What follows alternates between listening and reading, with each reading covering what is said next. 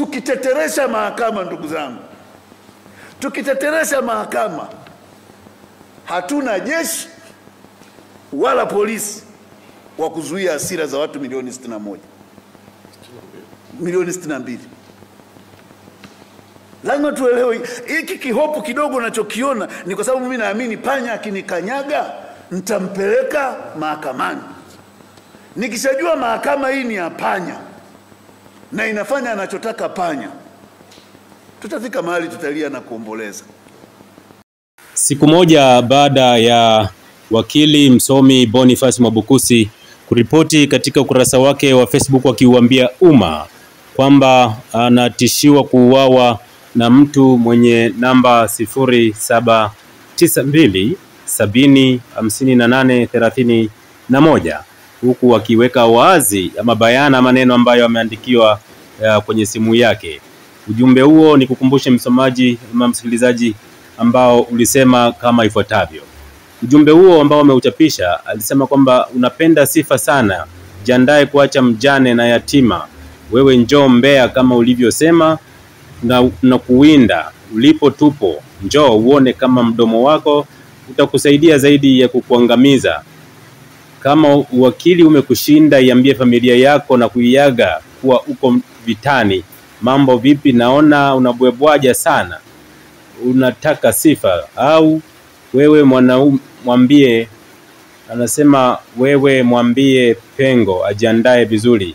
Hii dunia ni ndogo, Mbeya iko kiganjani na wewe acha kamdomo. Huu ni ujumbe ambao aliuandika Boniface Mwabukusi katika ukurasa wake wa Facebook akieleza kwamba anatishiwa kuuawa na mtu wa namna hiyo. Lakini leo Mei 12, 2025 kupitia kipindi cha Amka na BBC amehojiwa wakili Boniface Mwabukusi kwamba vitisho hivyo ambavyo amevipata, je, amejaribu kuwasiliana pia na mtu huyo na anasemaje, lakini kama pia amejaribu kuwasiliana na jeshi la polisi katika jambo hilo kwa sababu ndio wanaohusika katika masuala ya upelelezi ama uchunguzi. Boniface Mwabukusi ameeleza mambo kadhaa huku akisema kwamba jambo la kwanza aliripoti kwa umma, pili akaripoti kwa mamlaka husika, lakini akatia question mark kwamba namba hizi zimesajiliwa na TCRA, lakini haoni namna ambavyo TCRA wanachukua hatua kwa watu wa namna hiyo. Hivyo tafadhali mtazamaji, tafadhali hebu naomba tuungane moja kwa moja na BBC usikie alichokuwa amekisema Boniface Mwabukusi wakati anahojiana na watu wa BBC. Hii ni Nyikani TV.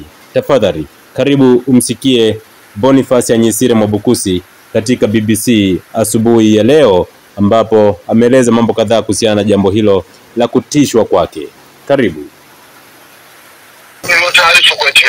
Wewe umeweka hata namba ya huyo mtu ambaye alikutisha mtandaoni. Umefanya namna yoyote ya kuwasiliana naye, kujaribu labda kumuuliza kwa nini anafanya hivyo? Apokei. Unajua sio mara ya kwanza sisi kupokea vitisho hivi, lakini kwa sasa tumeona kwamba hatuwezi kuvichukulia kwa wepesi au watishaji, lakini kwa namna vitisho vinavyokuja tunaiambia jamii ili ijue tuko kama taifa tuko katika hali gani.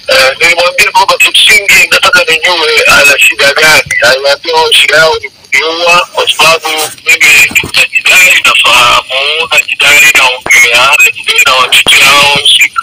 Kwa hiyo nilimwambia kwamba nitakuja, sitakuogopa, nitakuja na ndio nitakukabilini kwa namna mtakavyokuwa. Unaamini ni mtu mmoja ambaye anafanya hivi vitu au ni kikundi cha watu ambacho kinaratibu?